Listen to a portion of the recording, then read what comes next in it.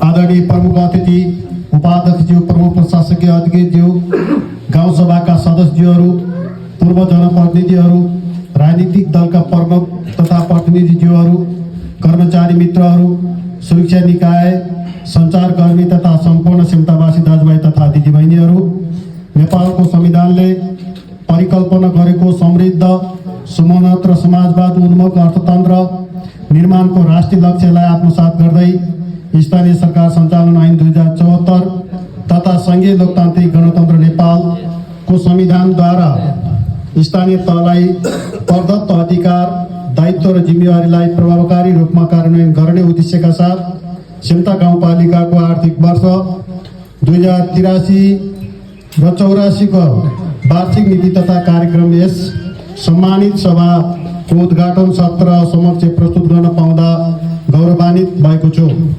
यस अवसरमा राष्ट्र निर्माणका लागि जीवन उत्सर्ग गर्नुहुने शहीद ऋषि प्रसाद शर्मा, इन्द्र विशी लगायत कार्यपालिका सदस्य प्रमिला विशी खत्री लगायत सम्पूर्ण ज्ञात अज्ञात शहीदहरूप्रति श्रद्धाञ्जली अर्पण गर्दछु। साथै लोकतान्त्रिक गणतन्त्र आन्दोलन, जनआन्दोलन, जनयुद्ध तथा विभिन्न आन्दोलनमा योगदान पुर्याउनु हुने सम्पूर्ण अग्रजहरूप्रति उच्च सम्मान व्यक्त गर्दछु। नीति तथा कार्यक्रमको मूल उद्देश्य आर्थिक वर्ष 83-84 को नीति तथा कार्यक्रम निम्न उद्देश्यहरूमा केन्द्रित रहनेछ।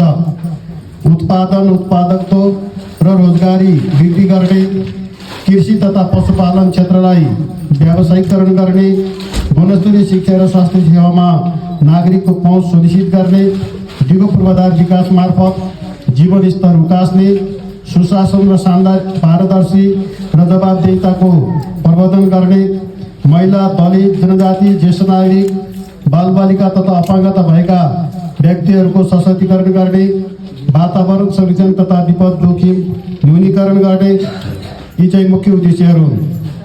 कृषि तथा पशुपालन विकास नीति सिम्ता गाउँपालिकाको अर्थतन्त्रको मूल आधार कृषि तथा पशुपालन क्षेत्र भएकोले यस क्षेत्रलाई प्राथमिकतामा राखिनेछ।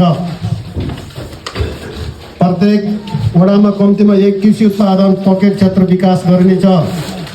व्यावसायिक तरकारी, फलफुल तथा नगदे बाली उत्पादनमा विशेष प्रोत्साहन प्रदान गरिनेछ। बाँझो जमिन उपयोग गरी उत्पादन वृद्धि अभियान सञ्चालन गरिनेछ। कृषक समूह तथा सहकारी मार्फत आधुनिक कृषि प्रविधिको विस्तार गरिनेछ। सिँचाइ सुविधाको विस्तार गरी वर्षभरि खेतीयोग्य वातावरण निर्माण गरिनेछ। पशुपालन, दुग्ध उत्पादन, बाख्रा पालन, कुखुरा पालन तथा मौरी पालनलाई प्रोत्साहन गरिनेछ। कृषि तथा पशु सेवा केन्द्रहरूको क्षमता अभिवृद्धि गरिनेछ। रैतले बाली संरक्षण नीति अवलम्बन गरिनेछ। लागत साझेदारमा कृषि औजारहरू वितरण गरिनेछ। शिक्षा विकास नीति शिक्षा क्षेत्रलाई मानव पुँजी विकासको आधार स्तम्भका रूपमा विकास गरिनेछ। सामुदायिक विद्यालयको शैक्षिक गुणस्तर सुधार गरिनेछ। विद्यालयहरूमा सूचना तथा सञ्चार प्रविधिमा आधारित शिक्षा प्रणाली विस्तार गरिनेछ। शिक्षक र अभिभावकहरूको क्षमता अभिवृद्धि कार्यक्रम सञ्चालन गरिनेछ। विद्यालय छाड्ने दर न्यूनीकरण गर्न विशेष अभियान सञ्चालन गरिनेछ। विद्यालय अनुगमन तथा मूल्याङ्कन प्रणालीलाई प्रभावकारी बनाइनेछ। पुस्तकालय, विज्ञान प्रयोगशाला तथा खेलकुद पूर्वाधारको विकास गरिनेछ। स्वास्थ्य तथा पोषण नीति स्वास्थ्य सेवा नागरिकको मौलिक अधिकार भएकोले गुणस्तरीय स्वास्थ्य सेवामा पहुँच विस्तार गरिनेछ। आधारभूत स्वास्थ्य सेवाको पहुँच सबै नागरिकसम्म पुर्याइनेछ। मातृ तथा शिशु स्वास्थ्य कार्यक्रमलाई प्राथमिकता दिइनेछ। पोषण सुधार कार्यक्रम प्रभावकारी रूपमा सञ्चालन गरिनेछ। नसर्ने रोगहरूको परीक्षण तथा सचेतना अभियान सञ्चालन गरिनेछ। स्वास्थ्य संस्थाहरूमा आवश्यक औषधि तथा जनशक्ति व्यवस्थापन गरिनेछ। 70 वर्ष माथिका ज्येष्ठ नागरिकहरूलाई घर दैलो स्वास्थ्य सेवा प्रदान गर्ने नीति लिइनेछ। टेलिमेडिसिन सेवाको विस्तार गरिनेछ। पूर्वाधार विकास नीति दिगो तथा गुणस्तरीय पूर्वाधार विकासलाई प्राथमिकतामा राखिनेछ। सबै वडा केन्द्रमा 12 महिना यातायात सञ्चालन हुने सडक पूर्वाधार निर्माण तथा स्तर उन्नति गरिनेछ। खानेपानी तथा सरसफाइ कार्यक्रम विस्तार गरिनेछ। झोलुङ्गे पुल तथा ग्रामीण सडक सञ्जाललाई सुदृढ गरिनेछ। सार्वजनिक भवन तथा सेवा केन्द्रहरूको स्तरोन्नति गरिनेछ। सूचना प्रविधिमा आधारित डिजिटल गाउँपालिका अभियान सञ्चालन गरिनेछ। पर्यटन, संस्कृति तथा सम्पदा संरक्षण नीति, सिमताको धार्मिक, सांस्कृतिक तथा प्राकृतिक सम्पदाको संरक्षण र प्रवर्धन गरिनेछ। धार्मिक तथा सांस्कृतिक सम्पदाको संरक्षण गरिनेछ। स्थानीय संस्कृति, भाषा, कला तथा परम्पराको जगेर्ना गरिनेछ। पर्यटकीय गन्तव्यहरूको पहिचान, विकास र प्रचार प्रसार गरिनेछ। ग्रामीण पर्यटन तथा होमस्टे कार्यक्रमलाई प्रोत्साहन गरिनेछ। युवा खेलकुद तथा रोजगार नीति, युवाहरूको सिप विकास तथा उद्यमशीलतामा प्रवर्धन गरिनेछ। स्वरोजगारमुखी कार्यक्रम सञ्चालन गरिनेछ। प्रत्येक वडामा खेलकुद गतिविधि सञ्चालन गर्न आवश्यक पूर्वाधार विकास गरिनेछ। खेल प्रतिभाहरूको पहिचान तथा प्रोत्साहन गरिनेछ। महिला बालबालिका तथा सामाजिक समावेशीकरण नीति, महिला सशक्तिकरण तथा उद्यमशील विकास कार्यक्रम सञ्चालन गरिनेछ। बाल अधिकार संरक्षण तथा बाल मैत्री स्थानीय शासनलाई प्रभावकारी बनाइनेछ। दलित, जनजाति, सीमान्तकृत समुदायको सशक्तिकरण कार्यक्रम सञ्चालन गरिनेछ। ज्येष्ठ नागरिक तथा अपाङ्गता भएका व्यक्तिहरूको हित संरक्षण गरिनेछ। व्यक्तिगत घटना दर्ता तथा सामाजिक सुरक्षा प्रोत्साहन कार्यक्रम सञ्चालन गरिनेछ। वन, वातावरण तथा विपद व्यवस्थापन सम्बन्धी नीति, वातावरण संरक्षण तथा जैविक विविधताको संरक्षण गरिनेछ। वृक्षारोपण तथा हरियाली प्रवर्धन कार्यक्रम सञ्चालन गरिनेछ।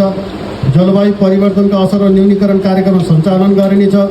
विपद जोखिम न्यूनीकरण तथा प्रतिकारी क्षमता अभिवृद्धि गरिनेछ। सुशासन तथा सेवा प्रवाह नीति 10 मा पारदर्शी, जवाबदेही, उत्तरदायी शासन प्रणाली अवलम्बन गरिनेछ। सार्वजनिक सुनाई तथा सामाजिक परीक्षणलाई नियमित गरिनेछ। भ्रष्टाचार नियन्त्रण तथा सुशासन प्रवर्धन गरिनेछ। सेवा प्रवाहलाई छिटो, छरितो र नागरिक मैत्री बनाइनेछ। विद्युतीय सेवा प्रणाली विस्तार गरिनेछ। हामी 10 वटा चाहिँ हामी नीतिहरूमा चाहिँ गरेका छौँ।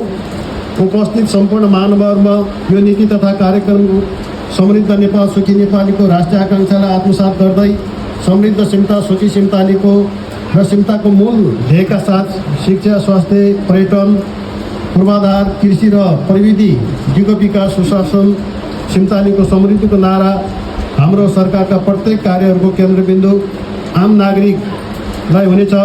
सबैलाई समान अवसर, समान अधिकार, उत्तिकै सुरक्षा, उत्तिकै सम्मानको प्रत्याभूति गरिनेछ। सिमता गाउँपालिकाले प्राथमिकताका साथ कार्यान्वयनमा ल्याई सबैलाई दिगो विकासको लक्ष्यमा पुरा हुनेमा विश्वास लिएको छ। अन्तमा प्रस्तुत नीति तथा कार्यक्रम प्रभावकारी कार्यान्वयनको लागि सबैको सहकार्य, स्वामित्व अपरिहार्य छ।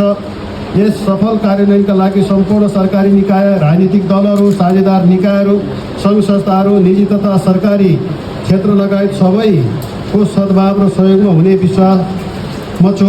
गरिमामय यस गाउँसभाको 19औँ अधिवेशनबाट रचनात्मक सुझावको अपेक्षासहित बिदा हुन्छु।